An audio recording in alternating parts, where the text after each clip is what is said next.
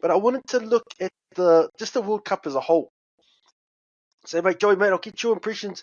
What did you make of the World Cup compared to, say, some of the other iterations of the World Cups that we've seen? And also, was there a game or a player that really stood out to you in this World Cup? Or even a moment that you thought, shucks, yeah, I'll remember that?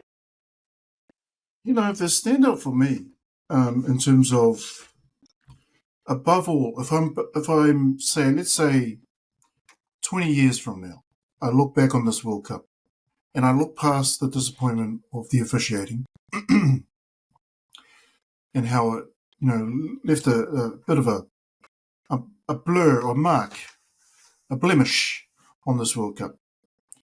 I can't help but want to smile at how well I thought Mark Telea played from an attacking standpoint. And he did it during every team that he played against in this World Cup. And it's just his normal style. How slippery he is, how he's able to, glide through the forwards. He can pick and go like the best of them. He just seems to have such core strength that he can wiggle his torso around, the big hitters, the tacklers that are looking to take him out. He just seems to be able to get through and free his hands even for, a potential offload. I really enjoyed watching Mark Telea because every time he got the ball, I felt confident that something was going to happen. Something. He was going to beat the first man. He was going to offload to someone who's going to create something. Or he was going to create something himself, which he did on multiple occasions. The other guy, Will Jordan, just seeing him finish the way he did was awesome. I mean, given there was a couple of tries there during the Argentina match that, he just had to fall over the line. But, Will Jordan's someone who's exciting. I look forward to watching him and Mark Telea play more games on the wing for the All Blacks. I don't know if Razor agrees with that, but we'll see. In terms of other standouts, I really enjoyed watching Steph du Toit in the final. He's a beast, though.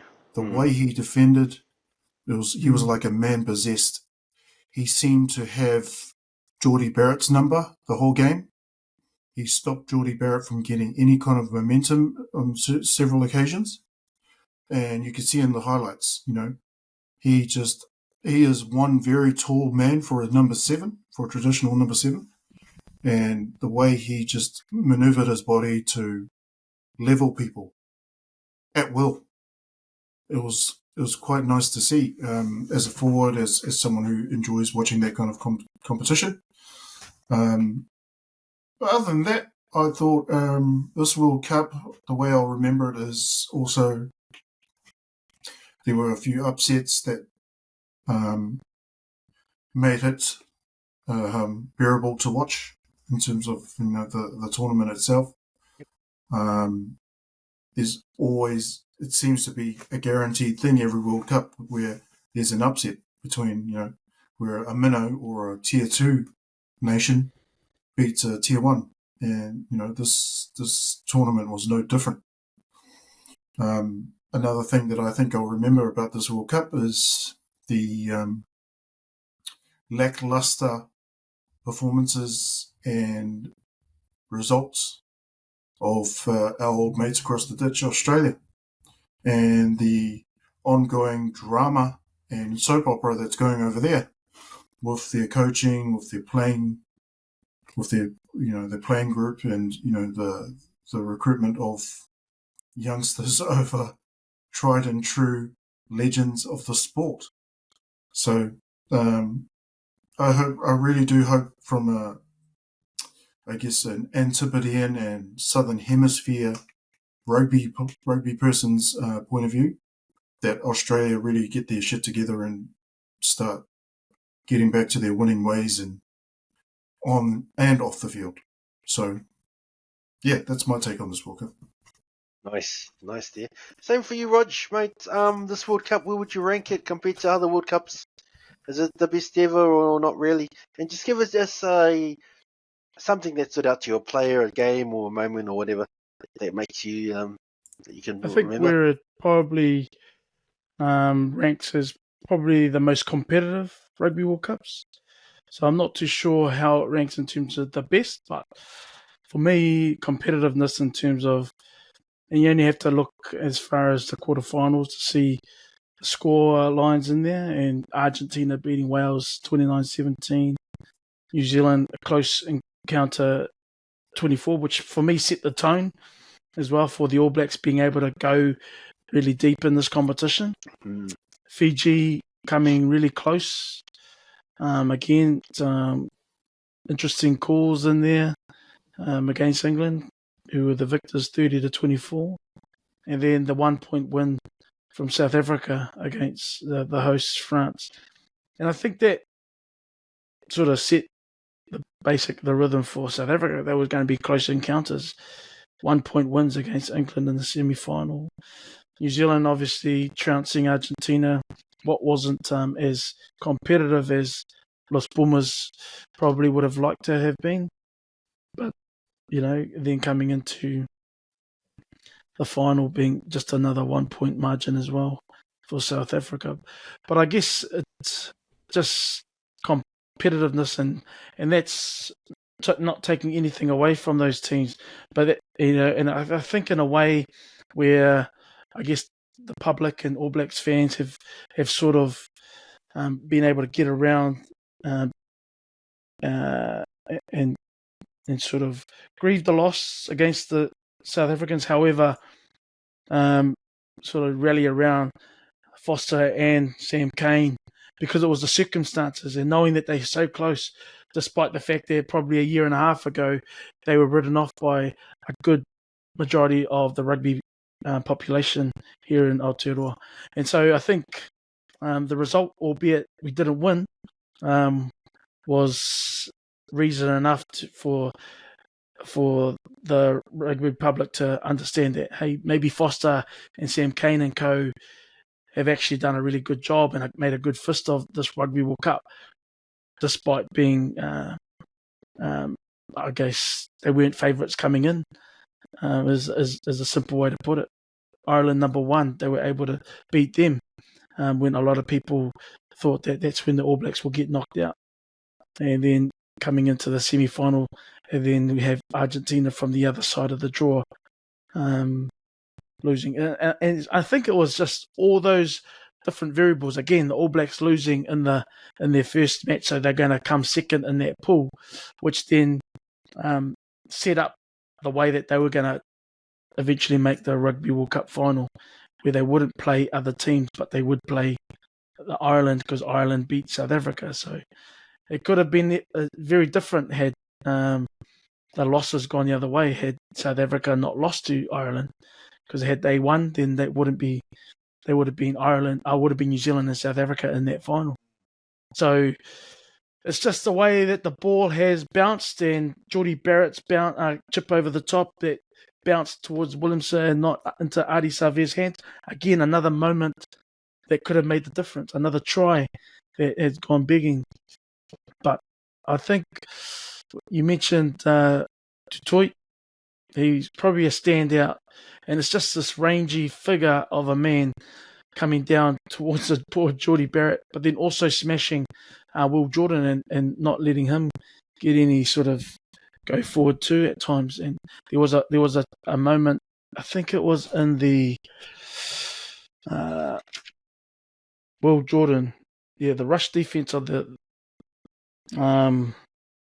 Springboks, and it was led by, I think there was a kick that went over the top and was going towards Will Jordan's corner. He's regathered, and then he's been smashed by Dutoit. And then the very next play, the ruck is formed, and then a ball, I could see Kolisi lining up, Ardie Savea being the first receiver. Ardie Savea has no chance to even take one step. Kolisi's already on him and chops him at that, and then they were able to win that penalty there as well. And I think that's when I think Cody Taylor, but I think it was Ethan the group that got penalised for that, for lying around and not giving clear ball to Faf de Klerk. But I think Cody Taylor comes around. Barnes said that Cody Taylor was fine, but again, just because that rush defence, not giving the All Blacks time to sort of do anything with the ball and shutting down that space is something that will stand out, especially in that Rugby World Cup, their rush line defence. But Steph Tutoit, I think there was like 13 tackles. He only missed one in that Rugby World Cup final, especially when he smashed a couple of times. He smashed Geordie Barrett. But at the same time, and mentioning Detroit, I think Adi Savia was a consistent performer too, and not only at the Rugby World Cup, but this whole year, and so it was just reward for him to be named 15 Rugby Player of the Season as well. Yep, nice thoughts there. Also, Peter Steph Toys both mentioned to me. He's won World Player of the Year and then flipping Man of the Match in a World Cup final. He's a gun. He gets slept on a little bit when you talk about the all-time greats, but he's got to be up there, so for sure. So, mate, from my side, the World Cup was amazing. It's been a bit hard from the time difference perspective for us here in New Zealand to really get into the mood. But, the crowd engagement has been next level. And you can hear that through the TV when you watch it. So maybe this is the best World Cup ever. But just for me, 2011 in our hometown, from a personal perspective, I was living in Mount Eden, at the time close to Eden Park. I went to maybe 5 or 6 games. And I was at the Cloud drinking most nights. So just from a personal perspective, that's hard to top in terms of best World Cups. He's talked about Peter Steph Toys. I agree with that. Bundy Aki's another one who deserves a mention. We talked about him in maybe the last couple of weeks, about how awesome he's been, particularly in those early stages. Unfortunately for him, his team got knocked out early. So he never really had a chance to showcase his skills in the later stages. So that sort of counts against him a little bit. But I think, for me, a guy who stood out, Andre Pollard. He was a standout guy for me. So, Rod, you mentioned earlier that he was 100% goal kicking for the tournament. And he nailed some massive kicks. There was that kick in the semi-final, the last couple of minutes from, close to 50 out. And when you factor in that, like you mentioned earlier, Rog, they won the quarterfinal, the semi-final, and the final all by 1 point. Now, his 100% goal kicking record, that was crucial for them. So, guy who came on late, but a guy who deserves a special shout. I've always been a Pollard fan, so I'll give him a shout. So some nice thoughts there, boys.